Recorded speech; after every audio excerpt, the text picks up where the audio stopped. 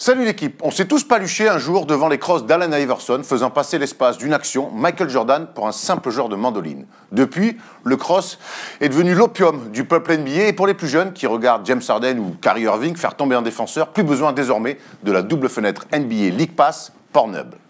Mais le cross et le reste aussi, ça va 2 minutes. Aujourd'hui, quand un joueur marche sur son lacet et tombe par terre, tout le monde se lève et crie au génie. Il y en a marre. Et puis comme le dit Francky Vincent, il n'y a pas que le cross dans la vie, il y a le catch and shoot aussi. Et dans ce registre, Klay Thompson n'a pas d'égal en NBA.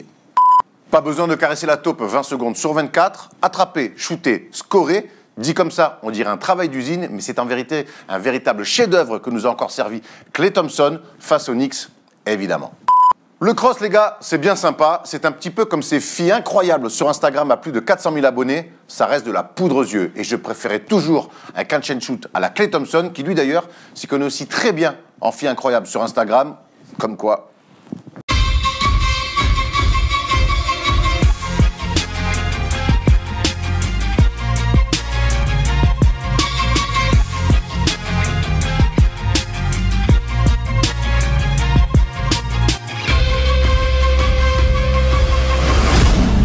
Salut l'équipe, on est en 2019 et on garde nos bonnes habitudes. On est jeudi et le jeudi, c'est donc le first des shows. Qu'est-ce qui vous fait rire, messieurs? Les habitudes, je vois, n'ont pas changé, on se fout tout le temps autant de ma gueule. C'était pas une résolution de 2019. C'est vrai? Moi qui pensais que vous alliez revenir un petit peu plus adulte, un petit peu plus mature. Dit-il. Ah, écoute, c'est l'hôpital qui se fout de la charité, je dirais. Comment vas-tu, Thomas? Ça va super, je suis content de vous retrouver, ça fait longtemps, ça fait au moins 3 semaines qu'on n'a pas été là. Des shows. La semaine prochaine, on sera pas là, du coup, on sera à Londres, mais je suis ravi qu'on soit tous les trois. Une petite vidéo quand même. Bah oui, bien sûr, vous ne serez pas laissés à l'abandon, chers amis. On est en 2019, on garde les bonnes habitudes. What's up, Stephen Brown? Salut les gars, it's 2019 baby, I'm back in the game. Effectivement, back in the game.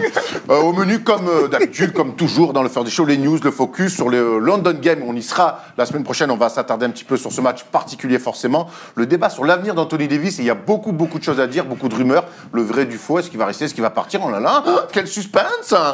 Coach Brown, de retour. Et puis le quiz. Ça n'a pas changé, quoique, attention messieurs, soyez prêts. J'ai oui dire. J'ai une petite nouveauté peut-être pour le quiz. Mais avant de commencer cette émission, il fallait qu'on rende hommage à quelqu'un pour un jour spécial aujourd'hui, en ce jeudi. Steph, on te laisse la main. Bah, je sais pas, c'est quoi? C'est l'anniversaire de c'est l'anniversaire de Laetitia Kamba.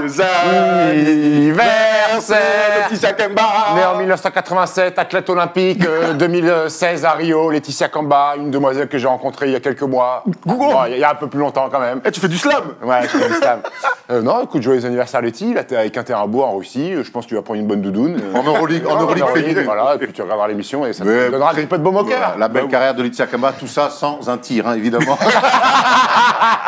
Letty, c'était ton anniversaire, il fallait qu'on te taille un petit short, c'était trop facile de te chanter bon anniversaire. Allez, l'Euroleague féminine c'est bien sympa, mais nous on est là pour parler de NBA. On attaque tout de suite avec les news. 4 seconds, down to 3.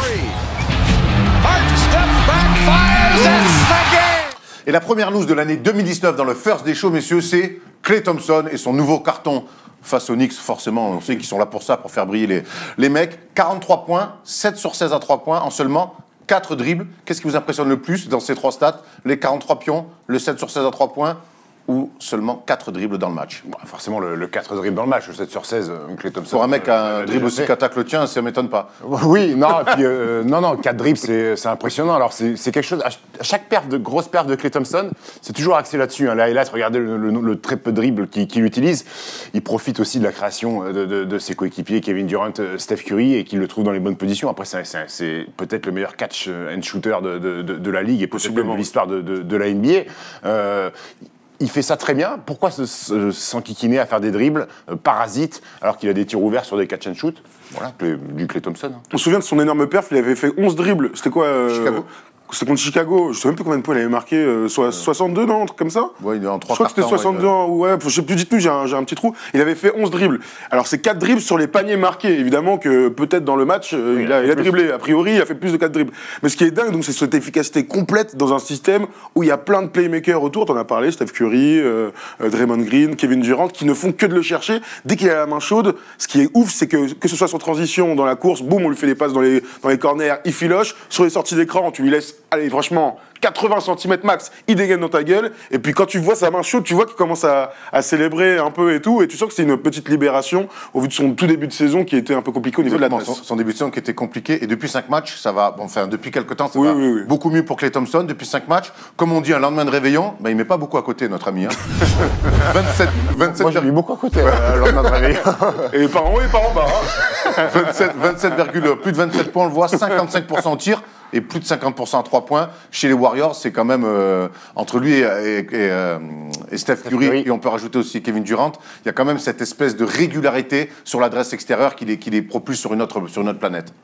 Ouais, oui, complètement. Et complètement, il y a de ça, et il y a aussi le fait qu'ils soient complémentaires tous.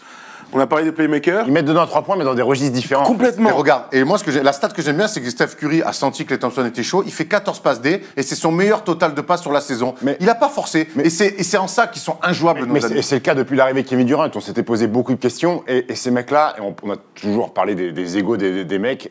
Et Steph Curry est le mec qui a peut-être moins d'ego dans cette équipe. La superstar qui a le moins d'égo. Superstar qui clairement. a moins d'ego. Et les mecs, ils font les efforts d'entrée de jeu. Ils disent ah, lui, il est dans un bon soir. On va jouer pour lui. Et c'est aussi Steve Kerr. Tout ça, ça part de Steve Kerr qui a su faire accepter ça. Et Klay Thompson, là où il est très bon, c'est que t'as plein de mecs qui sont super adroits à 3 points NBA. Mais si on parle un peu plus technique, lui, quand il attrape le ballon, Ses jambes sont bas du corps.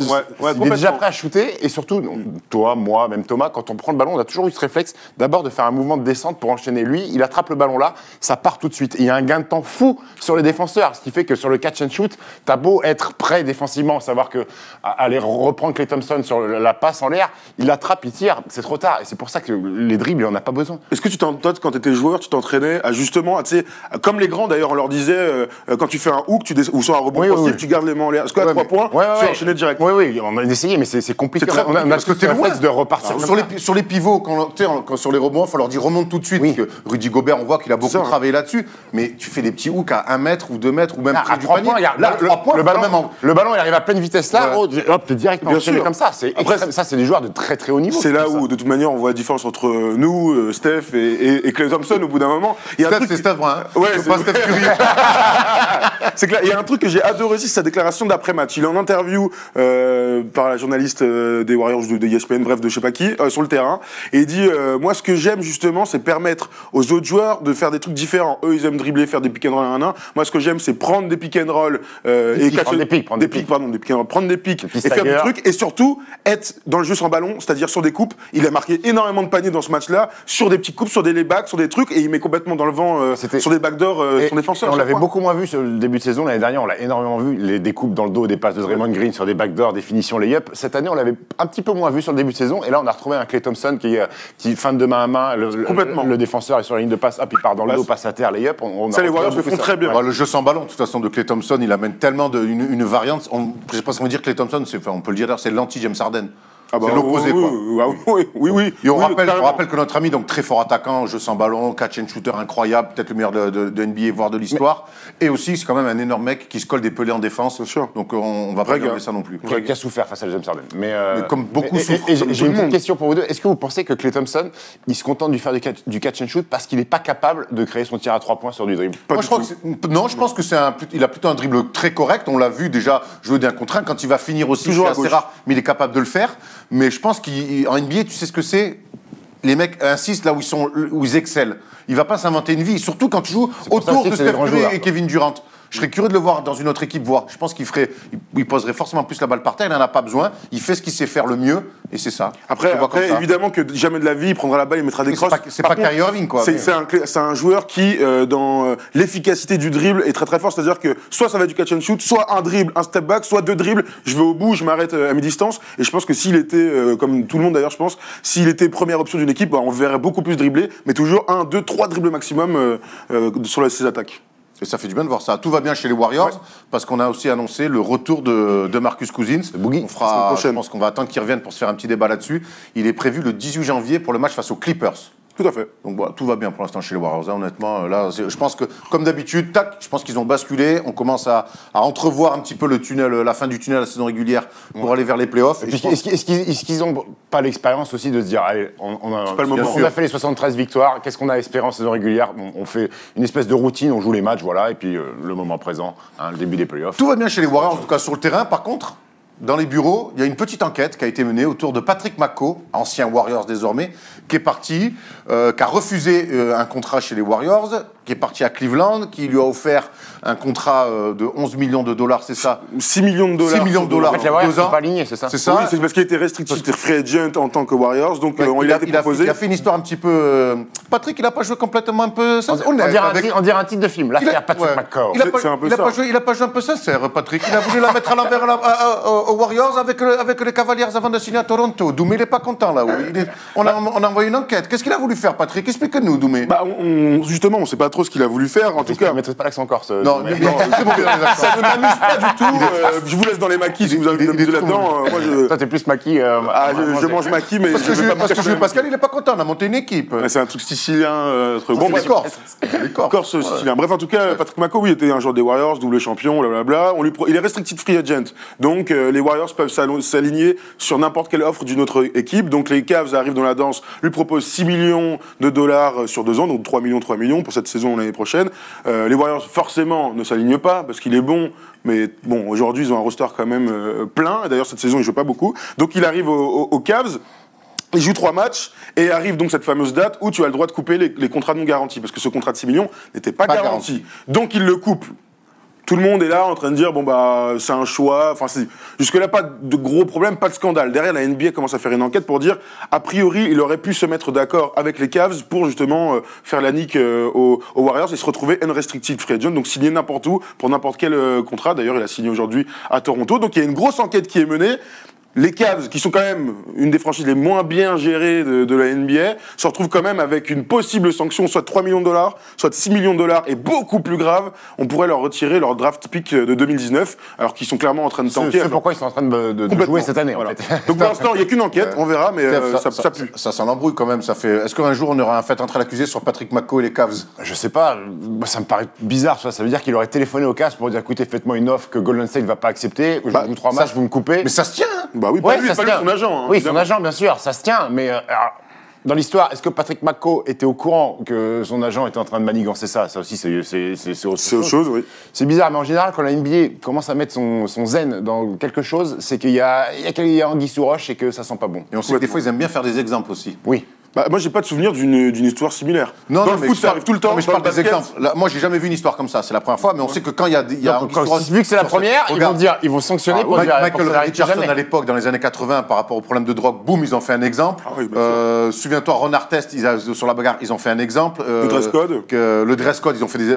Tu vois, quand ils prennent des décisions comme Oui, ça, bien ils aiment sûr. bien dire attention, tu veux nous faire la nique, mais c'est nous qu'on te nique. Tu vois, si tu vois ce que je veux dire. Donc, on suivra forcément l'affaire Patrick McCaw avec les Cavs. Ça peut faire un bon film. L'affaire Patrick McCaw. Et en ce moment, aux Spurs, il y a l'affaire Derrick White, messieurs. Et celle-là, elle est plus sympa, parce que notre ami Derrick White, qui a raté les 10 premiers matchs de la saison, rookie en provenance de Colorado, finalement, on sait que les Spurs aiment bien à chaque fois sortir des joueurs, pas de nulle part, mais un petit peu de lancer et faire découvrir des nouveaux joueurs. Et là, pour le coup, il arrive un petit peu en retard par rapport à ce qui était prévu. Mais Derrick White fait énormément de bien. Et aux pas Spurs. rookie, hein, sa deuxième année. Il a sa deuxième année, pardon. Oui, parce que l'année dernière, il avait un rôle secondaire, autant pour moi. Et il fait presque oublier la blessure de notre ami Dejounte Murray. Bah, ils avaient besoin de quelqu'un sur le poste, de toute manière, que ce soit Patty Mills, que ce soit n'importe qui. C'est vrai qu'il y a un gros manque physique, d'abord en tant que personne, et dans la quantité sur le poste. Et ce qui est incroyable, c'est que ce mec-là, donc, maintenant est titulaire, et que sa très bonne période, on voit ses stats, hein, quand même presque 18 points avant le match de Memphis hier soir où les Spurs perdent, sur leur série de 5 victoires, eh bien, il est très bon. On parle de 75% au tir à 3 points. C'est le 29e pick de la draft 2017, qui était l'année dernière, surtout en G-League pour les Spurs. Bref, donc Derrick White est un peu le symbole, vraiment le symbole de cette série de 5 victoires qui a permis de complètement relancer les Spurs dans la course au top de la conférence Ouest. Moi, j'ai eu l'occasion de voir un match, et là où j'ai été surpris, alors les chiffres offensifs sont bons. Moi, là où il m'a épaté, c'est défensivement. Tout à fait. Bon, hein. Défensivement, il a des cannes, jamais battu sur l'1 contre 1, fait les efforts, et j'ai même vu Greg Popovich, après une séquence défensive monstrueuse, je me rappelle plus contre qui c'était, le prendre comme ça et lui mettre un petit truc et dire Bien petit, tu bien lis petit. sur les lèvres en disant c'est bien parce que tu fais un bel effort et tout ça. Et c'est à l'image des Spurs. Quelle autre franchise aujourd'hui en NBA nous sort des joueurs de derrière les fagots, sortis de nulle part, et les propulse comme ça si tôt dans une carrière, dans une franchise qui a des attentes pour gagner C'est des ça, matchs. surtout, dans une franchise, qui gagne des matchs et qui veut jouer les playoffs surtout. Derrick White, on le voit 29e pick. On se souvient que Tony Parker avait été drafté 28e. Voilà, on sait qu'il y a un vrai poste à prendre. Et honnêtement, on n'est pas les plus grands fans ici de Deronte Murray. Et je trouve que Derrick White, pour le coup, ça fit 1000 fois plus avec le jeu des Spurs. Alors, tu parles de ses qualités défensives. En attaque, en ce moment, il marche un peu sur l'eau avec des pourcentages énormes. Mais au-delà de ces pourcentages-là, je trouve que dans le jeu, c'est un super relanceur sur pick and roll. Il est intelligent. C'est un joueur éduqué et qui sait aller trouver, notamment les DeMar DeRozan aussi, aller mettre les ballons sur la Marcus Aldridge. C'est un joueur très intelligent, très complet déjà. Et j'ai l'impression qu'avec Popovich, il progresse de semaine en semaine. Ça va être... Et du coup, les Spurs, il y a 2 mois, ils avaient un problème de meneur où il n'y avait personne. Peut-être que la saison prochaine, ils vont se retrouver avec un problème de choix autour de... Ils ont même le petit qui est plus un arrière-meneur, Brian Farr, un deuxième arrière. Un deuxième arrière, mais qui est capable aussi de mettre le ballon au sol et de monter la balle, qui fait une très belle saison aussi. Oui, il a plus de 12 points par match. Alors, il y a évidemment Derrick White, il y a Bryn Forbes, il y a tous ces joueurs-là. On ne va pas oublier 3 choses essentielles. La première, c'est qu'ils sont remis un peu à défendre. On se souvient qu'au début de la saison, c'était l'une des pires. Alors, ils encaissent des points, 110 à peu près, entre 107 et 110 de moyenne sur cette période-là. Mais tu sens qu'ils se sont remis à défendre. Le truc, c'est que DeMar DeRozan est très, très, très, très fort. Il n'a jamais été aussi all-around. Il enchaîne les matchs à plus de 6-7 passes, ce qui est important pour lui. On lui demande beaucoup d'être à la création. Donc avec dans l'avenir son duo avec Deronte Murray, moi je pense qu'il sera très intéressant puisqu'ils sont vraiment complémentaires, un très fort défenseur qui peut se planquer un peu et DeMar DeRozan qui est à la création et la Marcus Aldridge qui est très bon aussi. Il fait encore une saison, il est à presque 20 points par match, 8,6 rebonds, c'est une saison très sérieuse pour la Marcus Aldridge. Donc on va pas oublier surtout que la Marcus Aldridge sur le bon passage des Spurs, il a monté son niveau. Complètement. Il a fait son record de la saison avec 38 points. C'est ça. Et donc les patrons les boss de l'équipe se sont remis et puis ils regagnent à l'extérieur parce qu'il y a 15 jours, je crois que c'était avec Dallas la pire équipe. Dallas est tout seul maintenant. Leur bilan à l'extérieur, il est de 7 victoires pour 13 défaites. Ils ont très bien défendu hier. On parle beaucoup d'Houston qui a eu du retard à l'allumage et qui s'est remis en route, qui est aujourd'hui 6e de la conférence Ouest. Les Spurs, c'est un peu pareil, ils sont juste derrière, 7e, 24 défaites, 18 défaites, on l'a vu sur le tableau de Polo. Les Spurs, pas bon à prendre en ce moment. Et en général, quand on connaît un petit peu Popovich, qui est quand même ni plus ni moins qu'à sa 23e saison chez les Spurs. Comme Michael Jordan. C'est le coach, c'est le coach tout sport américain confondu qui est en place depuis le plus longtemps. Bien sûr. Et, ils vont y aller. Ils vont monter crescendo et encore une fois, pour changer, ils vont être bien relous à prendre en play-off, nos amis, je pense. Ils vont y aller. Il y avait beaucoup d'interrogations sur ces Spurs. Est-ce que ça va être l'année où les Spurs vont louper les play-offs? Et bien au final, non, parce qu'on oublie que le trade de Kawhi Leonard, il a ramené un Jakob Poeltl que Popovich adore dans l'activité, dans les traversées de terrain, dans la dureté, sur la finition. Qui aura son importance. Et cette équipe de Spurs, elle joue bien en basket. Et puis j'adore parce qu'il y a un petit pétard ambulant, comme j'aime. Il y a mon petit Marco Bellinelli, qui est le seul mec qui ne prend pas un tir en équilibre. Quand t'en as qu'un comme ça dans l'équipe, ça va. Ah oui, ça va très bien. Les gars, attends, pour finir, il y a deux choses. Le schedule. Ouais, il y a derniers 3 trucs. La première, c'est qu'on se rappelle que Kawhi Leonard est revenu au AT&T Center, que ça s'est plutôt bien passé. On a vu des accolades avec. Greg Popovich apparemment regretterait ses déclarations pour les dernières sur Kawhi Il Leonard. y a 2 choses. Il joue vendredi et dimanche 2 fois de suite contre Oklahoma, donc 2 énormes tests dans la conférence Ouest. Et enfin, le 15 janvier, donc ce sera la semaine prochaine, qui déboule du côté de San Antonio, c'est Tipeee avec les Hornets qui arrivent séquence émotion. Séquence émotion. On peut imaginer que Tipeee va pas se faire siffler. Hein. Ah non, c'est sûr. Mais en tout cas, Danny Green et Kawhi Leonard n'ont pas été sifflés. Il y a eu une vidéoclip comme ça à faire. Il a été sifflé, gros. Kawhi Leonard S'il a été boué. Franchement, non mais attends, ils n'ont pas jeté des pierres, mais ils ont. Moi j'ai vu des trucs bien pires. À la mère de Kawhi s'il s'est pas fait siffler. C'est vrai qu'elle a insulté un peu les gens. Si, il s'est fait un peu siffler. Il s'est fait un peu siffler. Ça, j'avais oublié la daronne. Il n'y avait rien de très véhément, mais il s'est quand même fait siffler. Pour Tipeee, ce sera la standing ovation. Oui, pour Tipeee, ça va être les gars, c'était pas prévu la dernière news. Polo, il va péter les plombs. Kanter qui pourrait rejoindre Sacto et en échange, c'est Zach Randolph. Zach Randolph qui viendrait au Knicks. On s'en bat les couilles. 2 joueurs sous contrat. Et bien, c'est qu'on ne verra pas à Londres, parce qu'il a peur pour. Tu m'étonnes. 2 joueurs en fin de contrat. 2 joueurs en fin de contrat. Zach Randolph qui joue pas. Je suis pas fan, tout le monde le sait. Oui, mais bon, 6e homme derrière Willie Colstein. Oui, voilà. Je pense que très bien. Ça fera du bien à Sacto et puis moi et puis les stats défensifs. S'il peut se barrer des Knicks, moi. Et puis les stats défensifs de Sacramento vont chuter. Mais je pense qu'ils vont lui filer un rôle pareil de 6e. Je pense que c'est là où il est le meilleur Kanter, c'est en sortie de banc comme il faisait à Oklahoma. Là où il est meilleur, c'est sur Twitter, je pense. Ça, c'est vrai que sur Twitter, il est très bon. Il lance des débats dont on ne parlera pas ici. C'est pas notre place, c'est à nous de le faire. On passe au focus parce que les gars, mercredi, direction Londres pour le London Game, c'est le focus. They do have a timeout. Decide not to use it. Curry, way downtown. Bang!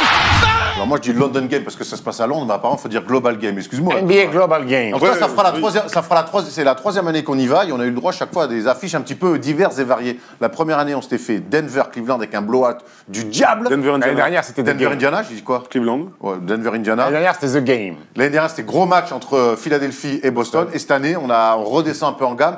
New York, Washington, mais il y a quand même des choses à voir. Il y a 2 Français notamment. Yann Minmi, Franck Nilikina. Yann Minmi qui a été bon d'ailleurs sur le dernier match, il me semble. Yann comment? Pas de John Wall. Par contre, un Bradley Beal. Qu'est-ce que tu dis? Comment tu dis, Yann comment? Minmi. Oui, très bien. Et pas de John Wall. Et par contre, Bradley Beal incandescent. Et par contre, un Bradley Beal bien chaud entre 2 équipes qui traversent une saison compliquée. Les Knicks, on le sait, et les Wizards, on voit le bilan 17-25. On est loin des espérances du début de saison. À quel type de match, messieurs, on peut s'attendre?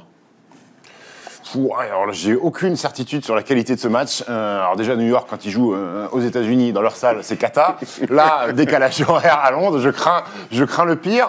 Maintenant, Washington, je veux pas dire que ça va mieux depuis l'absence de John Wall. Mais ils prennent un match de temps en temps. Ils ont encore battu la nuit dernière. Ils ont battu Philly. Voilà, maintenant c'est Bradley Beal qui a toute la responsabilité de l'équipe. Maintenant, on sait que dans ce vestiaire-là, rien ne va. On essaiera d'avoir Yann Minmi pour qu'il nous lâche quelques news croustillantes. Je crois que c'est vraiment la dernière saison en l'état des Wizards. Tout va péter à la fin de l'année, donc ils essayent de faire le max pour être dans les 8. Mais j'attends pas grand-chose de ce match. Je vais voir des bons joueurs NBA. Voilà, je vais affiner ma question, Tom. Qu'est-ce que tu as envie de voir et de découvrir? Parce qu'on va aller les voir aux entraînements, on va voir les matchs, on va être encore une fois proche du terrain. Qu'est-ce que tu as envie de voir, toi, sur ce match? Quel joueur tu as envie de découvrir, peut-être dans sa routine, à l'entraînement, pendant le match, défensivement, ce que tu as envie de voir chez certains? Évidemment, on a sur les entraînements, et c'est la vie de groupe qui va être intéressante. Est-ce que les mecs sont tout à fait normaux et souriants? Ce que j'imagine, évidemment, je ne veux pas les mecs se castagner en Europe, ce serait la pire pub possible. Mais c'est vrai que Bradley Beal, c'est le premier mec qui me vient à l'esprit. Surtout les shooters, les routines de shooters. On a vu Devin Booker à Los Angeles. C'est toujours hyper impressionnant. Il rate pas un tir. Et ça est marrant de voir comment il s'échauffe. Il y a plein de jeunes joueurs qu'on a envie de voir. Et puis, c'est vraiment une affaire sur le feeling du match ensuite. Côté Washington, je vais me mettre vraiment de côté. Moi, j'ai envie de voir si Franck Nilikina sera en mesure de jouer, si David Fizdale va le faire jouer justement pour le public européen. C'est très important pour célébrer la NBA en Europe d'avoir Franck sur le terrain. Moi, j'ai envie de voir aussi, j'ai envie de découvrir Kevin Knox aussi, qui est très bon en ce moment, carrément. qui a été rookie du mois à l'Est. Ouais. Et tu vois, c'est une petite curiosité, ce mec-là. Il est archi jeune et petit à petit, je trouve qu'il monte en gamme. Et ça fait partie des mecs sur qui on va pouvoir compter. Moi, j'ai envie de voir. Porzingis? Non, ma culture européenne, j'ai envie de voir Thomas Satoransky. Ouais, voir clairement. son évolution par rapport à quand je le Bien vois sûr. jouer en équipe nationale. Tu vois, j'adore Satoransky, tu sais, l'ancien de Barcelone. Et l'année dernière, il avait déjà été très bon. Et nous, on a vu la chance de le voir avec. Non, mais je veux voir si physiquement, s'il a pris, comment il s'est Oui, émancipé. je peux te répondre. On l'a vu avec Miami l'année dernière. Ils avaient été très ils avaient nuls. été catastrophiques. Ouais. Mais Satoransky, on sait que maintenant, c'est plutôt des backups valeurs sûres en NBA. Et on voit que d'ailleurs que Bradley Beal s'éclate et que Satoransky le fournit comme il faut. Dites-nous, vous, si vous avez la chance, comme nous, d'être à Londres, envoyez-nous peut-être des tweets, on pourrait se croiser à la salle, échanger. Bon, une binouze. On Pourquoi pourrait peut-être faire un rencontre. Un rendez-vous. Ouais, pourquoi Rendez-vous. Le jour du match à réfléchir. Ouais, dites-nous sur Twitter si vous êtes à Londres et pourquoi pas avec les gens de la commu faire un petit point de rendez-vous. Ouais, c'est à nous de on leur arrive le mercredi. Ouais, on Si, peut faire ça. On peut peut-être réfléchir à un truc le jour Vous du match. avez de la place aussi pour dormir. Ça fait stresser parce qu'il pense qu'on va dormir On n'a pas encore pris notre logement, mais ça va aller, Stéphane. Ça va bien se passer a priori. Bon, je suis pas un gars du backpack avec la tente que je suis. Parce que moi, peut-être, je fais des trucs dans la pampa. Non, je veux un hôtel, un king size pour pouvoir dormir à côté des pieds d'Erwan, Donc, comme tu peux aller te laver les chicots dans la Tamise le matin, quoi. en espérant qu'il pleuve pour avoir un peu d'eau, tu sais. À mon avis, elles tombent les dents, si tu te laves les dents dans la Tamise. C'est clair. Voilà, dites-nous, vous, qu'est-ce que vous espérez de ce match à Londres? Est-ce que ça vous botte plus que ça? Le match sera jeudi sur beIN Sport ou sur Ludic Pass, au choix, comme d'habitude, et il y aura sur place nos amis de beIN, Vaution, Monclar et toute l'équipe. En espérant qu'on soit en courtside encore. J'ai eu Julien au téléphone, oui, on n'aura pas le choix de toute façon, je crois. On passe au débat, messieurs? Ouais. Anthony Davis, que va-t-il devenir? Que va-t-il faire? Est-il amoureux? Est-il célibataire? On en parle tout de suite dans le débat. Dennis Rodman, if you forget all about the hair and all the tattoos, watching play basketball, he can do.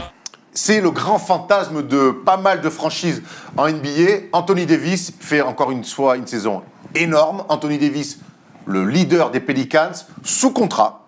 C'est important de le dire. Jusqu'en 2020, il pourra sortir de son contrat, être free agent sur une player option en 2020. Et pour l'instant, Tom, j'aimerais qu'on revienne sur sa situation contractuelle. C'est important avant de lancer ce débat autour du futur d'Anthony Davis, qu'on revienne sur sa situation contractuelle et les possibilités des Pelicans d'essayer et comment faire pour le garder? Alors, donc notre ami Anthony Davis, regardez, il a signé il y a 3 ans maintenant un contrat de 127 millions de dollars. C'était énorme à l'époque, on se souvient, sur 5 ans. Il a une player option donc en 2020. Ce contrat court jusqu'en 2021. Il a une dernière année à 28 millions de dollars. Donc c'est énorme, dirons-nous, sauf que maintenant, quand on connaît les contrats qui sont en cours, on sait qu'il peut gagner beaucoup, beaucoup plus. S'il prolonge du côté des Pelicans, personne ne peut lui proposer autant d'argent que cette franchise, puisqu'il est là depuis longtemps et que c'est le nouveau CBA qui est comme ça. On peut lui proposer 239 millions de dollars sur 5 ans. Ce serait le record all-time. On sait que 47 millions par an. 47 millions minimum. Il commencerait à 39 millions, donc ça finirait à 55 ou un truc comme ça. Ouais, c'est pour la dernière année de son contrat. On sait que James Harden a le plus gros contrat. Il a 222 millions, je crois, de mémoire. Notre ami James qui se régale, et son banquier aussi. S'il signe ailleurs, l'énorme différence, c'est qu'il y a une année de contrat en moins. Donc, plutôt que de signer 5 ans, tu signes pour 4 ans. Donc, voilà, les Lakers ou autres peuvent lui proposer jusqu'à environ 185 millions de dollars. Le tableau, hein, t'as mis les Lakers. Hein. Non, ça, c'est même pas moi qui l'ai fait, celui-là. Et il a mis les Lakers, parce que les Lakers peuvent lui proposer, mais n'importe qui peut lui proposer un contrat comme ça. À noter qu'il peut prolonger dès l'été 2019. Donc, on peut imaginer qu'il reste chez les Pelicans pour très longtemps dès cet été. Justement, on va décomposer. On va d'abord s'intéresser aux Pelicans, puisque jusqu'à preuve du contraire, il est encore un joueur des Pelicans. Et on sait que les Pelicans, notamment la proprio, parce que c'est une femme, a communiqué en disant qu'ils étaient prêts à tout, et notamment financièrement, pour garder Anthony Davis. On a vu les prix là. Moi, les questions que j'ai envie de poser, c'est est-ce que ils peuvent garder Anthony Davis avec le maximum? Oui. Est-ce qu'ils peuvent proposer à Anthony Davis une équipe pour gagner le titre? Là, j'ai quand même beaucoup plus de doutes. Et surtout, est-ce que filer le max à Anthony Davis, ça sera suffisant pour le faire rester? Messieurs, je vous pose la question. Le problème, c'est que si tu files le max à Anthony Davis, est-ce que tu es capable, pour répondre à ta question, de l'entourer de joueurs pour être champion NBA? Parce qu'à un moment donné, après le salary cap va rentrer en compte. Est-ce que tu es capable de payer d'autres superstars? Je sais pas. Est-ce que tu es capable d'être champion NBA avec Nikola Mirotic, Julius Randle et Jrue Holiday? Je suis pas sûr. Quand on voit cette saison, ils sont 13e, je crois, de la conférence Ouest.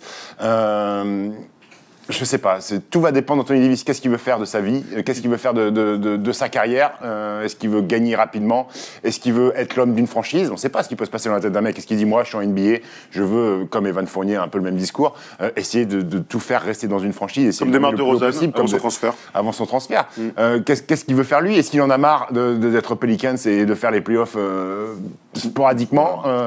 Tu vois, tu disais, est-ce qu'ils vont être capables de payer des joueurs? Moi, j'ai Thomas envie de poser une autre question. Est-ce qu'ils vont être capables d'attirer déjà des joueurs avant de pouvoir les payer? De toute manière, qu'est-ce que peuvent faire les Pelicans? D'abord, dire à Anthony Davis, on te propose le max. Il prend ses 139 millions, admettons. Aujourd'hui, ils ont sous contrat 230 millions, pardon. Aujourd'hui, ils ont sous contrat donc Jrue Holiday qui a signé il n'y a pas longtemps, donc qui est sous contrat jusqu'en 2022. Il a une player option en 2021 lui aussi, donc il a encore 3 ans. Il y a Solomon Hill encore, Nikola Mirotic qui est en fin de contrat, donc il va falloir le prolonger lui aussi. Donc bon courage pour avoir tous ces gars-là. Julius Randle aussi une player option pour l'année prochaine. Donc déjà garder tous ces mecs-là. T'as une bonne équipe. Pas suffisante pour aller chercher le titre. Donc qu'est-ce qu'il leur reste? T'as une bonne équipe, Steph le dit, ils sont 13e de l'Ouest. Avec Mirotic qui est blessé. Attends, depuis que quand Mirotic va revenir, ils vont recommencer à gagner des matchs. Il est revenu hier, comme par hasard, ils ont gagné. Bon, c'était pas incroyable contre le Cleveland, bien sûr. Mais moi, je pense que c'est une bonne équipe qui ira en playoff chaque année. Là, cette année, la conférence Ouest, c'est absolument n'importe quoi. J'ai du mal à croire que qu'est-ce qu'elle va changer Là, c'est une année exceptionnelle. Franchement, jusqu'au 15e, allez, jusqu'au 14e, il n'y a que Phoenix qu'on met hors. Tout le monde est capable d'aller en playoff, même tes mecs de Dallas qui sont capables. Attends, donc il leur reste une manière de faire, et ils l'ont déjà fait avec des Marcus Cousins, il leur reste à monter des trades. Des Marcus Cousins, ils sont allés l'attirer, ils n'ont pas réussi à le garder, la blessure est venue se mettre là-dedans, mais je pense qu'ils sont assez intelligents, la preuve, pour attirer des mecs et l'entourer. Peut-être par qu'est-ce qui manque dans cette équipe? Un énorme ailier? Oui. Un poste 3, ouais. Ouais, mais du coup, quel joueur? Parce que Jrue Holiday est déjà numéro 2. Quel superstar ailier vous verrez moi, il y a un an, avant que Paul George re-signe à OKC, j'aurais vu Paul George. Je pense que Paul George, c'était le parfait complément entre Jrue Holiday et Anthony Davis. Il a choisi de rester au OKC et grand bien lui fasse quand on voit la saison qu'il fait. Maintenant, c'est vrai que ces profils-là de poste 3, il y en a peu. Il y en a peu. Après, tu peux l'inventer. Ou alors, attends, quand on voit ce que fait Butler à Jimmy Butler, quand on voit ce que fait Jimmy Butler, imaginons que ça se passe mal. On en a parlé. D'accord, donc il va arriver au Pelicans, ça va être la même embrouille. Ça veut dire, je vais être le rôle, je vais avoir des ballons. Ils pourront pas le signer, ils pourront pas le signer, les gars. Donc là, on est vraiment dans du fantasme. Il est en fin de contrat, ils pourront pas le signer si tu re-signes tout le monde. Au bout d'un moment, il n'y a pas d'argent. Mais tu t'es peut-être pas obligé de re-signer Mirotic.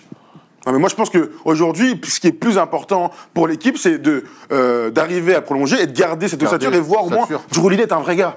Jrue Holiday est le numéro 2. Évidemment, il va falloir trouver quelqu'un sur le poste 1, peut-être. Pour moi, c'est injouable. Si tu pars dans l'optique de garder tout le monde, c'est-à-dire que tu prolonges, enfin, tu re-signes Mirotic, donc plus d'argent. Julius Randle, tu me dis qu'il est en player option. Si tu veux le garder, si tu veux le garder, il va falloir une Kayas. Pour moi, tu gardes tout le monde, tu peux ramener personne. Pour moi, il faut sacrifier Mirotic, je garde Julius Randle qui fait vraiment de. Bref, en tout cas, on est d'accord sur un poste 3. Mais est-ce que tout ça, selon tous les scénarios, toutes les options possibles, est-ce que vraiment, au final, Anthony Davis, qu'on a interrogé après un match en disant ça te fait quoi d'avoir des stats de MVP, mais de jouer pour la 14e équipe de la Ligue? Il a dit next question. Il a un petit peu agacé par ces questions-là. On sait que tout le monde fantasme sur lui et qu'il pourrait largement partir. Il a laissé entendre, autant Jimmy Butler dit moi je veux prendre le max l'année prochaine, Kevin Durant a dit je veux gagner le plus d'argent possible, Anthony Davis lui dit moi je veux gagner. Chris Paul aussi avait dit ça.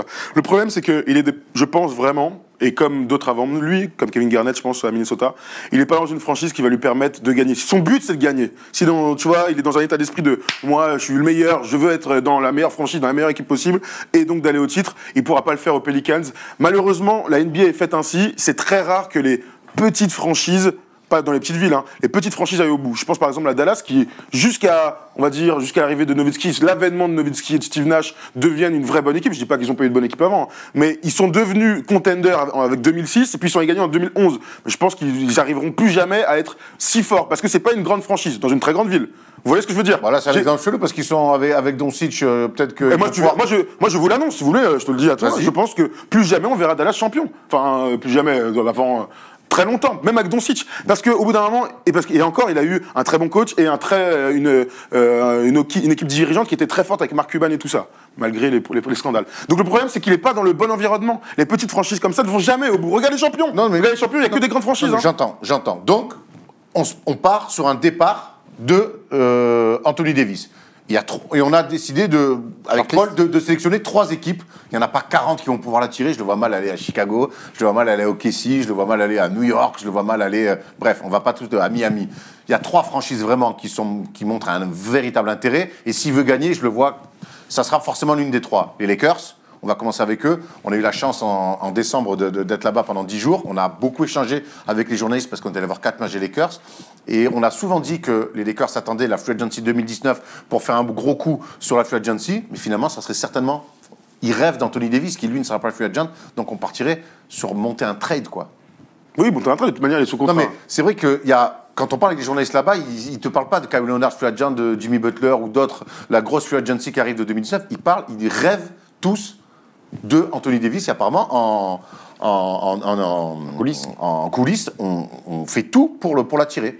C'est clair maintenant, c'est un secret de polichinelle, là-bas sur place, mais bon, on n'a pas attendu d'être là-bas sur place. Non, mais c'est bien de l'entendre aussi, là-bas. On savait avant que Anthony Davis était la cible numéro 1 d'à la fois des Lakers, donc Magic, de beaucoup d'équipes, j'ai envie de vous dire. Oui, mais d'abord pour les Lakers, parce que on rappelle qu'il a signé avec l'agence de LeBron James, donc ils ont le même agent, donc tout ça, il a acheté une maison du côté de Los Angeles l'été dernier, donc tout ça, tu prends le puzzle un par un, tous les signaux sont ouverts pour monter un trade. Mais ça doit, encore une fois, ça doit venir de lui. Si lui, il veut pas bouger, si lui, il re-signe 239 millions, il ne partira pas, ça doit venir de lui. Quand on GM aux Lakers, il s'appelle Rob Pelicans, c'est bien pour trader, pour faire des négociations avec les Pelicans, on a rarement fait mieux quand même. C'est vrai.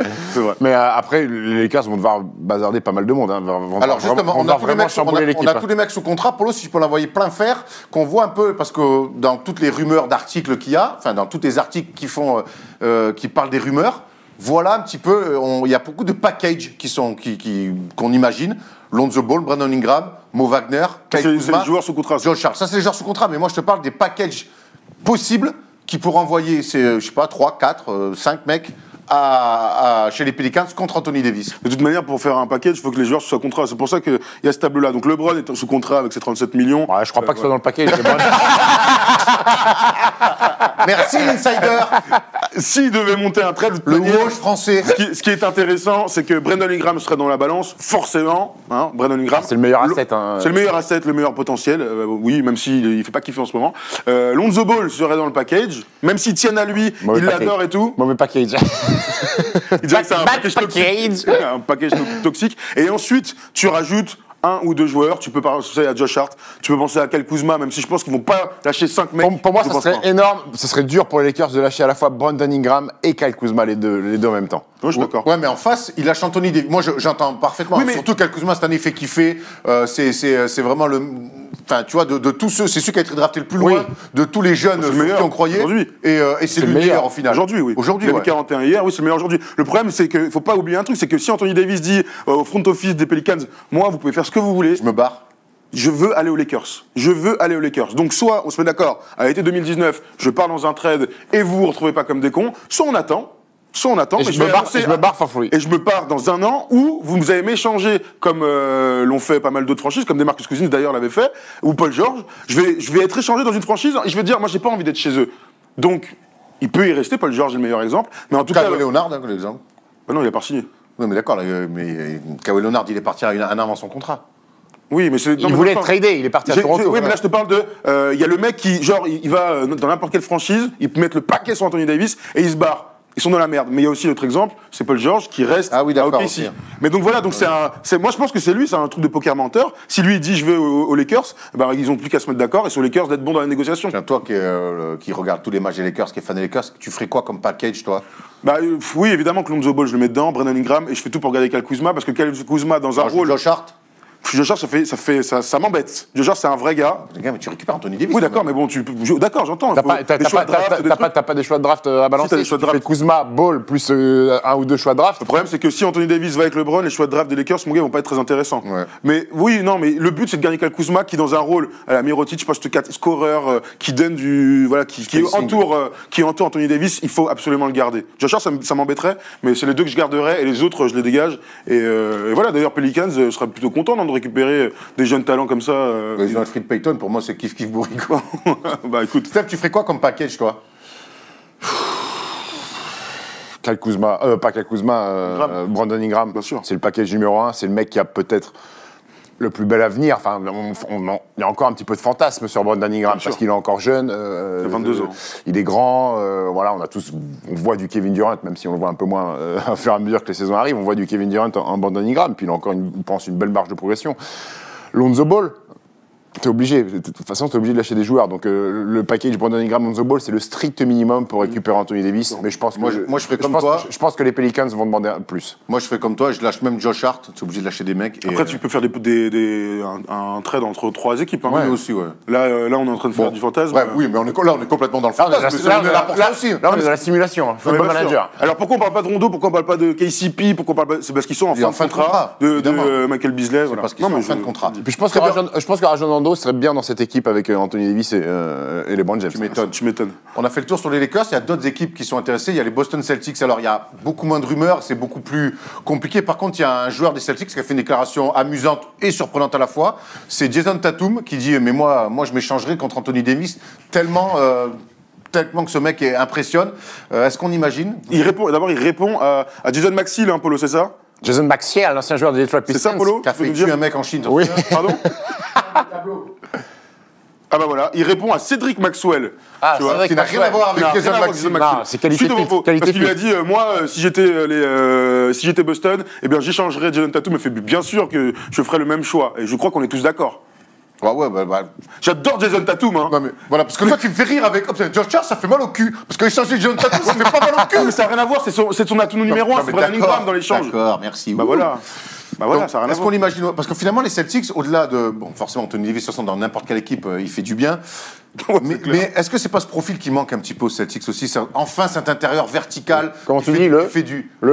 Le tonton. Enfin, c'est un peu plus qu'un tonton. Oui. Ah, je te confirme. C'est un chef de tribu, là. notre Ah ami. ouais, il fait des dribbles dans le Ouais, dos, ouais. Thomas. Moi, tonton, normalement, c'est un sabreur, hein, numéro 15. Hein. Enfin, après, ils ont Gordon Hayward aussi, quand même, à balancer. Hein. Ouais, mais il pourra pas partir. D'ailleurs, s'il devait monter un échange, Gordon Hayward va gagner 30 millions l'année prochaine, donc tu pourrais faire un échange sec entre les deux joueurs. Le problème, c'est le niveau. Hein. Le niveau, c'est pas. Ouais. Et par contre, C'est pas le même. le problème, c'est que si tu prends Anthony Davis, il faudrait qu'il fasse la paire avec Al Horford, qui a un gros contrat lui aussi. Attends. Tu vois, non, mais il y a tout Si on ça à prendre parle en compte. Hein. Tonton, si tu signes Anthony Davis, alors Ford, on l'aime bien, il est gentil, hein. C'est le nice guy et tout. Hein. Ben, moi, les mecs, on parle de package, je pense que c'est le premier à dire gros, appelle déménageur breton et tu vas bouger. Hein. Ben, bravo la reconnaissance. Surtout quand on voit. Ben, bravo la belle loyauté. Belle loyauté avant la retraite. Ben, demande de la loyauté à Daniel ce qu'il en pense et à Isaiah Thomas. Après, il a un gros après les Celtics. Surtout quand on voit que cette année, pour moi, les Celtics, il est un peu blessé, alors fort cette année, il est un petit peu plus dans la difficulté. Pour moi, les Celtics, ils ont une meilleure monnaie d'échange. Les Celtics, pour moi, ils ont une meilleure monnaie d'échange que les Lakers. Bien sûr. Rien pour Jason Tatum. Jason Tatum, Terry Rozier qui est un peu frustré derrière Kyrie Irving. Qui est en fin de contrat aussi. Marcus Smart, même Jaylen Brown qui peut partir de l'autre côté. Pour moi, ils ont énormément d'atouts pour accueillir Anthony Davis. C'est vrai. Plus que les Lakers. Choix de draft pas impossible. Du coup, tu ferais quoi comme package? C'est ça le truc. Moi, Tatum, Rozier, Smart. Tatum, Rozier, Smart, t'as plus d'intérieur là-bas. Hein. Ouais. Vous rappelez Alexis Rajassa. S'il est bon avec la semelle. Bon, après, des. Ou Taïs. Ouais. Baines. Taïs, pas mal. De toute façon, si tu Moi, je devais prendrais monter un Taïs plus que Baines, moi. ce serait fou. Plus quand même. jeune, plus, tu vois, sur l'avenir. Et vous pensez que l'équipe serait vraiment meilleure si on pétait ce que. Bah là, c'est un mauvais exemple en ce moment. Mais est-ce qu'avec Anthony Davis à la place d'Allerford et Jason Tatum et Terry Rozier. Attends, on se fait un délire LeBron Davis, Kyrie Irving, Anthony Davis, quand même pas dégueulasse. Enfin, tu fais quand même Kyrie Irving, Gordon Hayward, Anthony Davis, mets les défenseurs. Jaylen Brown. T'as Marcus Morris, T'as Jumo quand même Morris, Alford, t'as Jumo Morris, t'as Aaron Baines. Gros, faut se gratter la tête. Hein. Surtout que quand on parle d'Anthony Davis, on parle souvent, même si on l'a vu passer, on parle quand même d'un des mastodontes de la NBA. Et quand on prend son ranking au point, rebond, machin, en général, il est très haut. Il est deuxième au point marqué, quatrième au rebond, quatrième parmi les intérieurs à la passe, deuxième au bloc et deuxième aux minutes. Et il est arrêté d'être blessé aussi. Il a arrêté d'être blessé parce que moi, c'est pas incompatible de jouer Anthony Davis et Alford en même temps. Ah non, non. Ouais, mais dans le système délié, eh ben, je suis pas sûr que ça marche vraiment. Ouais, dans ce que propose Brad Stevens. dans ce que Brad Stevens propose, je pense que tu dois repenser quasiment tout à zéro. tout à fait. Et du coup, tu repars un peu en arrière. Ouais, enfin, la qualité d'un coach, et Brad Stevens, c'est des qualités, il est capable, je pense, Ouais, c'est quand même bien aussi c'est pas toi que je vais l'apprendre, c'est quand même bien de saison aussi, bien sûr, d'aller un peu plus dans ce que tu proposes, d'aller un peu plus loin justement dans les options, plutôt que chaque année repartir à zéro. Regarde avec Gordon Hayward cette année, le temps qu'ils ont perdu pour le remettre dans le système. On a vu que Luke Walton s'est beaucoup adapté avec l'arrivée de LeBron James. On parle pas. Mais du coup, si vous êtes Boston et que la proposition et le truc, il n'y a plus qu'à appuyer sur le bouton vert pour le faire, vous le faites. I do it. Moi, je le fais. Pour moi, Anthony Davis, c'est un mec qui te fait gagner un titre. C'est aussi simple que ça. Là, Boston, ils sont à la bordure. Être champion, c'est vraiment un énorme. Pour moi, Boston est champion, c'est un exploit. Tu ramènes Anthony Davis, t'as presque l'obligation, pas l'obligation, mais si t'es champion, c'est la normalité. J'ai une question pour vous sur Boston. Est-ce que vous ne trouvez pas que elle est un peu curieuse la saison de Boston cette année, ça dégage, autant on avait vu à Londres l'année dernière, ça paraissait vraiment bien entre eux, de bien s'entendre. J'ai l'impression que cette année, par rapport à certains cas, on avait fait un débat, notamment Terry Rozier, mais pas que, et des résultats un petit peu en berne aussi, que finalement cette année, la mayonnaise, elle ne prend pas aussi bien que ce qu'on espérait. Oui, en revanche, pour moi, tout se joue en play-off. C'est-à-dire que les play-offs montrent qui tu es. Et moi, je m'en fous que Boston soit premier de la conférence Est. S'ils le sont, tant mieux pour eux. Mais ce qui est intéressant, c'est en play-off, tu passes des tours. Demain, ils vont en finale NBA. Est-ce qu'on aura le même truc? Demain, ils vont en finale NBA. Ils n'ont pas Anthony Davis. Moi, je dis que, et si KD se barre des Warriors, et puis ils deviennent favoris au titre l'année suivante. Donc, et en plus, avec l'évolution des jeunes, Jason Tatum, Jaylen Brown, je pense que, et c'est vraiment mon avis, il ne devrait pas bouger. Il devrait rester comme ça, essayer de garder cette ossature de joueur, garder Brad Stevens avec son système délié, voir Alford, il est vieux, mais il est encore performant, et c'est la kryptonique de Joel Embiid. Franchement, je verrai jusqu'en 2021. Les playoffs, moi c'est les playoffs, gros. Hein. Voilà, saison régulière, je m'en fous. Moi je veux que les playoffs. Boston va mieux. Boston va mieux depuis que Brad Stevens a réorienté son 5 de départ et que Gordon Hayward maintenant sort du banc. Ils ont encore giflé les Pacers qui étaient juste derrière les Celtics au classement. Et je crois qu'ils leur ont mis 30 dans la nuit de jeudi à vendredi. Les playoffs. Boston joue mieux. Non mais ça c'est... Il n'y a pas de problème, mais moi, quand je vois par exemple Toronto, j'ai l'impression que Toronto, et je le dis depuis le début de la saison, est en avance sur eux. Oui, mais ça n'a rien à voir.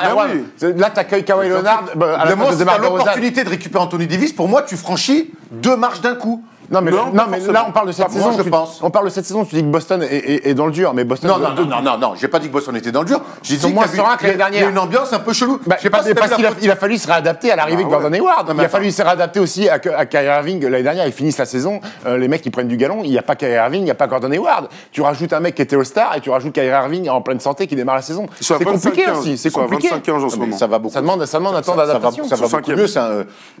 Bon, déjà, ils sont 5e, on est quand même. Oui, mais c'est pas grave. C'est C'est pour ça que moi, la saison régulière, c'est trop simple. Non. En fait, on le dit tout le temps. Vraiment, moi, je pense vraiment que la saison régulière, pour ce genre d'équipe, qui a déjà fait la conférence, elle est ni révélateur et elle ne doit servir qu'à se préparer aux joutes sérieuses des playoffs. Parce que s'ils vont enseigner une NBA, qu'est-ce qu'on s'en fout? Pour moi, la saison régulière pour ces équipes, la saison régulière pour ces équipes-là, elle doit t'amener de la certitude pour être prêt au mois de mai. Et la fin de la saison régulière. Alors évidemment, si t'es 14e, oui, on en reparle, ils sont 5e, tu gagnes des matchs, tu gagnes 3-4 matchs, tu te trouves dans le top 3, qui va dire que c'est une mauvaise saison? Voilà. Moi, j'entends bien, c'est l'équipe qui joue bien en basket, qui est parfaitement coachée. Je pense que l'intégration de Markieff Morris et de Marcus Smart dans le 5. Marcus Morris, ça a amené de la dureté parce qu'ils étaient un petit peu trop un petit peu soft. Moi, j'ai une équipe qui joue très bien, qui est bien coachée avec des soldats.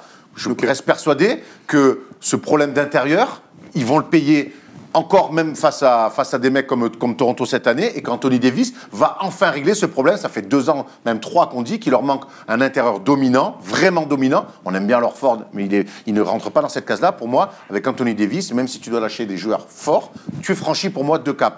Voilà, si demain, je réponds à ta question, tu dois appuyer sur le bouton pour prendre Anthony Davis, j'appuie. Ça se tient. Voilà, vous avez le droit. Les fans de Boston, dites-nous les commentaires, c'est intéressant. Dites-nous, les fans de Boston, ou les mecs fans d'Anthony Davis, si vous préférez le voir aux Lakers, aux Celtics ou aux Warriors. Je sais que ça paraît fou mais les Warriors, mine de rien, depuis 4 ans, quand tu veux gagner facilement, ben tu vas là-bas, demande à KD. Et puis les Warriors ont aussi une capacité d'attraction incomparable depuis 5 ans par rapport aux autres équipes NBA. Anthony Davis aux Warriors, est-ce que ça vous paraît plausible? Est-ce que vous avez envie de voir ça?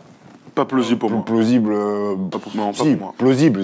Pourquoi pas? Durant ce bar, est-ce que j'ai envie de revient pas au top, ils peuvent proposer un contrat à Anthony Davis. Ouais, mais donc ça, moi vraiment, je pense que c'est pas plausible parce que ils ont montré de l'intérêt, en tout cas. Cette théorie-là, elle marcherait si KD et Anthony Davis étaient en fin de contrat exactement en même temps. C'est-à-dire que là, si t'étais KD se barre, tu as de la place, DeMarcus Cousins ne re-signe pas, tu signes Anthony Davis. C'est pas le cas de figure proposé. Là, pour aller chercher Anthony Davis, pour moi, il faut monter un trade. Ou alors, il faut que lui attende dans son canapé. Il dit en 2020, je viens chez vous. Mais c'est franchement peu probable. C'est pour ça que je dis que c'est peu plausible. Donc eux, j'ai pas envie de le voir. On a parlé de package avec les Lakers, on a parlé de package avec les Celtics. Beaucoup plus compliqué de manquer un package pour les. Si, on voit que les Thompson. Oui, voilà. Ça, on imagine qu'ils le feront jamais. Et surtout, je serais pas surpris. Alors c'est de la spéculation. Je serais pas surpris que DeMarcus Cousins reste aux Warriors l'année prochaine. Si ça se passe bien. Ça a l'air de bien se passer. Il a pas encore joué, mais en tout cas, il a l'air de bien s'adapter. Oui. Et ça a l'air de bien se passer. Si KD se barre, tu penses qu'il pourrait lui filer à lui un contrat à 25 millions? Ils vont attendre de voir quand même s'il arrive à faire 2 allers-retours. Comme si ça se passe bien. Parce qu'avec DeMarcus Cousins, quand il joue pas, ça se passe toujours bien. Après, il faut attendre de voir. Et au tout début, ça se passe bien. Puis au bout d'une semaine, ça me rappelle quelqu'un, ça. Non, puis on est d'accord qu'on n'a pas envie de voir ça. Non. On n'a pas envie que on souhaite pas en 2019 que KD se bat pour voir Anthony Davis arriver aux Warriors. L'enfer. Je pense qu'ils auront encore plus la hate incroyable. Steph Curry, combien de titres? 8. Ah ouais, France, ça fait beaucoup. Je vous pensais que les LeBron James Warriors. Combien de titres d'MVP des finales, Steph? 0. Relou. Dites-nous, vous, dans les commentaires, où vous voyez Anthony Davis. Restez aux Pelicans, allez aux Lakers, allez aux Celtics, allez aux Warriors, allez ailleurs peut-être. Dites-nous dans les commentaires. T'as pas répondu, tu penses qu'il va rester? Moi, je pense qu'il va se barrer, qu'il va aller aux Lakers. Ok, on est d'accord. Moi, je crois vraiment que les Lakers et que la ville de Los Angeles a une capacité d'attraction que personne d'autre n'a en NBA. Et c'est historiquement prouvé. Ça peut paraître injuste pour certains, mais c'est LA et c'est comme ça. Et les Lakers ont une capacité d'attraction. Et regarde, ils ont réussi à ramener quand même LeBron James. L'année dernière, il avait acheté une maison. Oui, non, mais c'est juste pour les vacances. Mes couilles. Il a mis son fils au lycée. Voilà, il a mis son fils au lycée là-bas. Et Anthony Davis, moi, je pense que cet été va se barrer aux Lakers. Ce n'est que mon avis. Oui, on est d'accord. Oui, tout à fait. Ouais. Voilà. Après, à Boston, ça aurait de la belle conclusion. Mais je le vois aux Lakers. Et pas aux Knicks. Coach Brown, t'es prêt? Tu vas nous parler des coachs, forcément. Quand un coach parle d'autres coachs, c'est Coach Brown.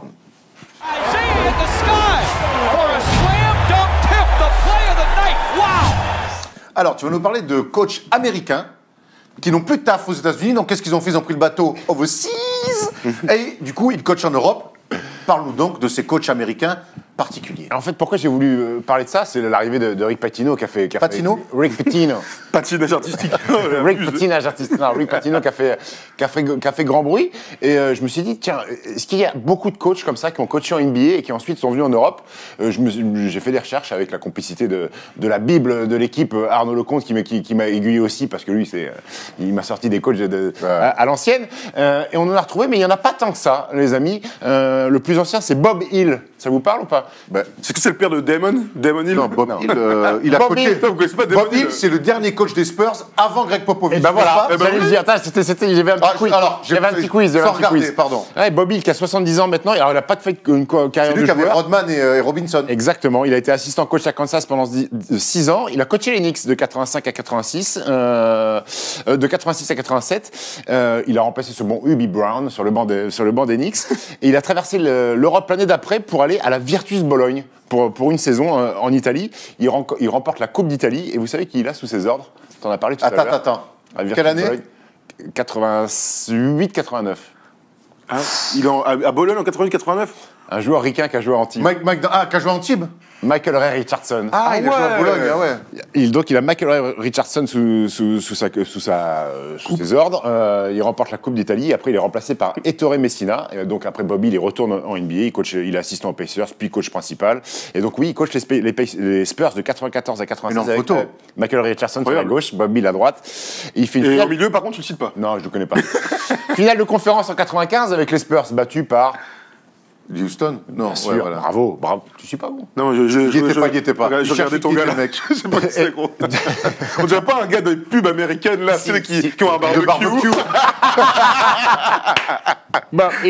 Son dernier job à Bobby, assistant coach des Suns en 2016. Un autre coach, c'est Herb Brown. Alors, c'est pas le frère aîné de coach Brown, c'est le frère aîné de Larry Brown. Ah ouais.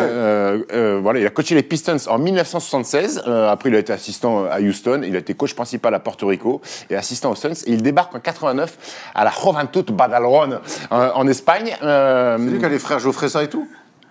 Exactement. Il a les frères. Il qualifie cette équipe pour la Coupe Korac, sauf qu'il s'embrouille avec les dirigeants, les amis, et il est évincé une semaine avant la finale de la Coupe Korac. Donc il joue pas la finale. Il coache pas la finale. Il rejoint ensuite Vitoria, qui à l'époque s'appelait Togres Vitoria, pour 2 saisons et demie. Et là, il va révolutionner le club. Il va l'américaniser, faire une équipe ultra spectaculaire. Maintenant, Tao Vitoria est un grand d'Europe avec Vincent Poirier actuellement. Alors, il va rien gagner, il va pas être champion, mais il les emmène il est qualifié pour la première fois d'une Coupe d'Europe. Il est 2 fois demi-finaliste et surtout, il a des coachs, il a des joueurs de légende. Pablo Lasso, on le voit, il est là à l'époque. Togres Ceramica. Il a Pablo Lasso qui est l'actuel coach. C'est Pablo Lasso maintenant? Non, c'est celui qui coach Madrid. C'est le coach du Real Madrid et surtout, il va amener à son apogée une légende de l'Euroleague, Joe Arlokas. Il coach Joe Arlokas, ça te parle, toi, Joe Arlokas? On le croise chaque année au Final Four. Exactement. Cheveux blancs, là, beau gosse, gaillard et tout. Bien gaillard, mais meilleur scoreur de l'Euroleague, qui fera une énorme carrière. Un show après, d'ailleurs sur l'Euroleague. Exactement. Et il a coaché aussi Marcelo Nicolas. Ça te dit, l'Argentin? Ah oui, un shooter. Exactement. Et ensuite, qu'est-ce qu'il fait?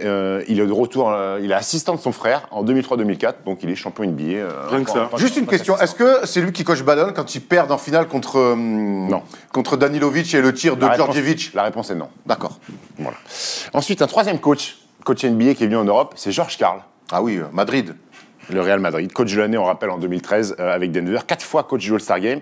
Mais tout ça, c'était bien après son début d'aventure NBA. Il commence coach des Cavs en 84, puis 2 ans coach des Warriors en 86, un peu de CBA, qui est à l'époque la G-League, et puis l'aventure européenne, donc le Real Madrid, pas n'importe quel club, mais en 2 étapes. Une première saison en 89-90 et une seconde en 91-92. Bilan sur ces 2 saisons, 69 victoires, 17 défaites. Bilan plus qu'honorable, on le voit là, à l'ancienne, le maillot du Real Madrid. Mais aucun trophée pour lui, 3e du championnat, demi-finaliste de la Coupe d'Espagne, une défaite en finale de la Coupe Saporta, qui à l'époque est la 2e Coupe d'Europe. Première saison très compliquée pour George Karl avec le Real Madrid, parce que durant cette saison-là, ils perdent la star, qui était peut-être, à l'époque, aurait pu être le meilleur joueur espagnol de l'histoire, qui est Fernando Martín, qui a joué en NBA avant, d'ailleurs, et qui s'est tué dans un accident de voiture. C'était un énorme drame pour George Karl. Non, il s'est tué dans un accident de voiture, donc c'était une saison compliquée pour lui. Et il a été réinvité il y a quelques années au Real Madrid, standing ovation, ils lui ont remis un maillot, hommage, et il a déclaré que son aventure avec le Real, c'est ce qui lui a permis de devenir le grand coach qu'il fut en NBA, parce que c'était une expérience incroyable. Voilà, pour notre... Tu savais que George Karl avait été au Real Madrid? Non, je savais pas du tout. Pourquoi est-ce que... Bah, pas que je sache. Et pourquoi il n'a pas fait la saison... Enfin, il y a une saison où il n'est pas dedans? Il y a une saison où il n'est pas dedans. Il retourne coacher États-Unis. à Porto Rico, je ne sais pas trop quoi. Le 4e, c'est Larry Brown, le frère de Herb Brown, dont on a parlé, avant. Coach Hall of Famer, seul coach de l'histoire à avoir été champion NCAA et NBA. Je ne vais pas vous refaire son CV parce que sinon on va y passer 10 minutes. De 2012 à 2016, il coachait en NCAA dans la fac de SMU. Puis surprise, octobre 2018, Larry Brown débarque à Turin, équipe qui joue l'Eurocup, c'est la compétition juste en dessous de l'Euroleague. 78 ans, on était curieux de savoir ce que ce dinosaure du coaching pouvait apporter en Europe et pouvait proposer en basket. Bilan, c'est en Eurocup 0 victoire, 10 défaites. C'est la seule équipe de la compétition à ne pas avoir gagné un match. Parce que c'est une petite équipe ou parce que... Ouais. C'est pas censé être une petite équipe, c'est qu'il était kata. Il y a le français Mamja était là-bas. Ouais, qui est arrivé, qui a été coaché parce qu'il s'est fait couper depuis. Donc Larry Brown, il s'est fait couper. En championnat, il a fait 4 victoires, 8 défaites. Ils étaient 14e, donc c'était kata. Vous saviez qu'il avait dans son équipe? Non. Il avait un double champion NBA en 2015-2017. 2015-2017 aux Warriors. Iguodala, le fils d'une légende du basket américain et italienne aussi. Hein? Le fils d'une légende américaine et italienne. Je dis Iguodala, je pensais à James Barbosa. McAdoo. Ah, James McAdoo, oui. Il est parti là-bas. James McAdoo jouait à Turin, ouais, Bob McAdoo. Et il avait aussi Carlos Delfino, l'Argentin qui avait joué. Et ils prennent des branlées comme ça? Et ils prennent des branlées après comme ça. l'Eurocoupe, c'est fort. Hein, Carlos Delfino, qui d'ailleurs, pour la petite update, s'est fait virer de Turin parce qu'il a mis une patate au général manager après une défaite. Tout va bien, apparemment. Tout va bien à Turin, soyez rassurés. On t'embrasse, maman. Bon courage. Bon courage. Et Larry Brown, après une énième défaite en Eurocup, a eu cette déclaration que j'ai trouvée géniale. Il a dit « Je suis venu ici pour enseigner, mais au final, je suis celui qui est en train d'apprendre. » Oh oui, bravo. Maître Yuda, bravo. Ah ouais. Il a sorti un sabre derrière. Et donc le dernier, c'est Rick Pitino, 2 fois champion NCAA en 96 et 2013, même si le titre de 2013, il lui a été sucré pour une sombre histoire de pot de vin pour faire venir des prospects dans sa fac de Louisville. Il a coaché Boston, il a coaché les Knicks, ton équipe légendaire. Grand passage. Hein. Boston, 4 ans au Celtics, il a dû scoltiner Antoine Walker et Jérôme Moïseau. Pas facile. Donc il est arrivé dans cette équipe. Pierce aussi, non? Oui, bien sûr. Ricky Pierce. Paul Pierce aussi. Oui, d'accord, mais bon, ça va. En général, c'est plutôt cool d'avoir Paul Pierce dans son équipe. Et ça se passe comment au Pana? Justement, je vais vous faire un petit point. Il est arrivé il y a 3 semaines du côté du Pana, qui, on rappelle pour ceux qui ne connaissent pas d'Euroleague, Panathinaikos, c'est une équipe légendaire d'Euroleague. Maintes fois champion d'Europe. Le Pana qui était dans le dur, qui n'était pas dans les 8. On sait qu'en Euroleague, c'est il y a 16 équipes, les 8 premiers passent en quart de finale. Il remplace Ravi Pascual, qui était un coach espagnol. J'étais curieux, sceptique un petit peu, savoir ce qu'il allait amener, lui aussi avec son âge avancé. Ils ont joué 3 matchs d'Euroleague, 2 victoires, 1 défaite. Ils ont gagné hier soir. C'est plutôt cohérent. Le seul bémol, c'est que sa défaite en Euroleague, c'est dans le derby des frères ennemis contre l'Olympiakos. Donc en général, ça passe mal pour les supporters du Pana. Je trouve bien, très bon en conférence de presse, Rick Pitino, il a toujours été à l'aise dans ces discours-là. Il est très élogieux sur le niveau de l'Euroleague, sur la qualité du coaching adverse, sur la qualité des joueurs. Il respecte, quoi. Il respecte. Ouais, il a eu une déclaration très sympa. Il a dit au Pana, ici, ils avaient l'habitude de switcher sur tous les écrans. Ça, c'est le truc de feignant. Avec moi, c'est fini. On va plus changer. C'est vrai qu'en Euroleague, le pick and roll fait tellement de ravages que les équipes préfèrent changer pour pas créer de décalage. Lui, non, il change pas. Comme NBA, au basket de haut niveau en général. Exactement. Donc il demande beaucoup à ses joueurs. Et hier, après la victoire, il dit « Je suis content de cette victoire. » Ils ont battu, je me rappelle Bayern, plus. non? Le Bayern Dominique. Il est là et il a eu cette déclaration. Il dit « Je suis très content. Ouais. Je suis très content. Il a dit « Je suis très content de cette victoire, mais il y a un truc qui me chagrine, c'est notre conditioning. On n'est pas en bonne condition physique. Good shape. En good shape. Parce que moi, je demande de courir à tout ça. Christophe Denis, il a le même discours avec Malakoff. C'est vrai qu'il a récupéré. Donc voilà, pour l'instant, ça se passe plutôt bien. En championnat, il gagne. Et son go-to guy, c'est Nick Calates. Ouais, exactement. Il joue 38 minutes, ça n'a pas changé. Donc, toujours. Je vous ferai un petit bilan d'ici quelques mois sur la fin de saison d'Euroleague, sur l'avenir de Rick Pitino. Donc très peu de coachs NBA, mais c'est à la mode, il y en a eu 2 quand même. Peut-être que c'est le début de quelque chose. Et souvent, c'est des mecs en fin de parcours. Oui. 78 ans, Larry Brown, 66 ans pour Rick Pitino. Parfait, très intéressant. Très. Vous êtes chaud, messieurs, pour le premier quiz? Allez, c'est parti, mon grand. Allez, écartez les quiz, forcément. It's Lillard. He got the shot off. Alors, pour ce premier quiz 2019, 3 étapes, normal. On va faire les surnoms, ça sera le dernier, parce qu'après, ça commence à se réduire. Il y aura un nouveau jeu et un qui suis-je, forcément. Allez, vas-y, mon grand. Alors, on commence avec les surnoms. Tini. Tini. Tini. Tini. T-I-2-N-Y. Non, T-I-N-Y. Jamal Tinsley. Nate Archibald. Tini, Nate Archibald de Paul Harrer. Qui joue, lui? Non, on dit Tini. Ah gros, il a son ordi, il a tout. Tini, Nate Archibald. Mais on l'appelle. Ah, ok. Ouais, si, c'est vrai. Ça, c'est bon. Non, mais Point pour Polo. c'est la prononciation qui me. Speedy. Gonzalez. Claxton. C'est quoi son vrai prénom, on sait? Craig Hello. Speedy Claxton. Elle s'appelle Craig, ah ouais. Googs. C'est Rose Grant? Non. Googs. Google. Tom Gugliotta. Oui. Tellement. Thunderman. Le quoi? Thunderman. Ah, Daryl Dawkins. Non Daryl Hawkins. Non, c'est Dan. Dan Mayerley. Dan Meyer. Oui. Ah ouais, Thunderman. Thunderman, ouais. À l'époque, il n'y a pas le Thunder. Oui. Donc, ouais. The X-Men. Xavier McDaniel. Bravo. Oui, oh, ça va vite là. Ouais, il est chaud. Stat. C'est de Meyer. Amara de Meyer. Bravo. Il est chaud. Mighty Mouse. Mathieu Darren de Meyer. Staffel Tower. Staffel Tower, c'est putain, c'est Ralph Sampson. Mais non, Staffel Tower. Rudy Gobert. Rudy Gobert, point pour Polo. Hein? Comment tu l'appelais? Staffel Tower. Staffel Tower. Stifle. Stifel Tower. Ouais, Stifel, Ouais, je sais pas Stifel. Ça veut dire quoi? C'est une tour, grande tour. Je crois Ouais. qu'ils font allusion à la tour Eiffel. Ouais. Oh, j'ai jamais entendu C'est ce vrai? surnom de merde. Si, moi, Attention, celui-là, tu l'as sûrement entendu. Nick the Quick. Nick Hardaway. Nick Van Exel. Nick Van Exel. Thomas, parce qu'au bout d'un moment, dire n'importe quoi, ça le fait rire. Nick Hardaway. Nick Hardaway. Nick Van Exel. J'ai bégayé, gros. Jean-Michel Olajuwon. Jean-Michel Olajuwon. Ça veut rien dire. Nick Hardaway. Nick Hardaway. Point pour Thomas. Pourquoi? Parce que J'ai dit, parce que non, tu non, dis non, l'as pas dit, Van Exel. Bah oui, mais je l'ai donc pensé ça pas. va. quoi. Sweet Lou. C'est Lou Lou Williams. Williams. Égalité. Et attention, le dernier, ça va aller très, très vite. Flash. G. White.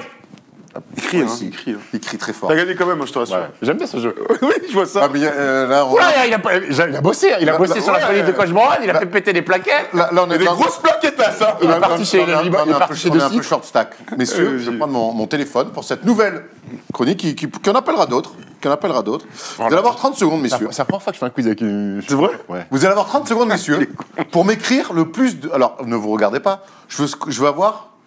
Vous avez 30 secondes, le plus de MVP possible. MVP de saison régulière. C'est parti. Attends, nombre de joueurs. Non, mais non, de leur grand-mère et de leur premier rapport sexuel. Bah, elle est bizarre ta question. 30 secondes, vous m'écrivez le plus grand nombre de MVP que vous connaissez. 5 secondes, c'est parti. 10. Vous aussi, hein, chez vous, vous pouvez jouer tac, tac, tac, tac, le nombre de MVP, et ça va à l'ancienne à aujourd'hui. Hein. 15 secondes, messieurs. Faut que ce soit lisible. Il faut que ça soit lisible, tout à fait. Allez, 20 secondes, les gars. Putain, gros. MVP, history. Je suis en struggle, gros. Il y a des noms quand même qui sont plus longs que d'autres. Hein. Top. Oh, déjà? Ah ouais, 30 secondes. Bon, vas-y, stop. Hein. 30 J'ai mal écrit, mais bon. Alors. Alors, moi, j'en connais de ces Putain, mais gros, Alors. j'ai pas le temps de tout écrire. Bah ouais, j'en ai au moins. Ah ouais, mais c'est, les gars. C'est vrai. C'est un fait, c'est un truc de travail vitesse. d'écriture, c'est un travail Chaque d'écriture, 1 en fait. point. Jordan, 1 point. Duncan, 1 point. Kobe, 4 points. Kim Nash, Westbrook, Harden. A priori, je vais pas me tromper. Ça te fait combien? Non, mais c'est bien. Je compte combien t'en as. T'en as combien? 7, non 8. 1, 2, 3, 4, 5, 6, 7, 8. Je crois qu'on a la même vitesse d'écriture. Steph, Jordan, Nowitzki, Kobe, Nash, Shaq, Bird, Olajuwon, Westbrook. Très bien, ça te fait 8 aussi. Ouais, 8. Donc, c'était facile là sur les MVP. On le fera sur d'autres, genre des conneries. D'accord. Le 6e homme. Ah, je crois qu'il y avait une deuxième manche, moi. Ah ouais, moi aussi. Bon, alors vas-y, on va en faire une Ah deuxième. bah attends, manche. envoie le. Canal comment ça s'appelle de Chifoun. Yes, vas-y. On va faire une deuxième manche, ça vous branche comme ça. C'était juste pour que vous preniez un petit peu le... 30 secondes, ça va vite. Ouais, ça va très vite et. Non, mais surtout, parce que c'est MVP, c'est facile. Oui, c'est vrai. Maintenant, vous allez m'écrire en 30 secondes le plus de coach de l'année. Ah ouais, effectivement. Alors. Alors, on va moins faire les malins. C'est parti. Coach de l'année. Allez. Je suis tellement pas inspiré. Jacques horrible. Casalon. Ah ouais, alors fais-moi les malins. Parce que non, le mais MVP, non. c'était facile. Non mais attends, j'arrive pas à me concentrer là, Ah, putain. Dépêche-toi. 15 secondes.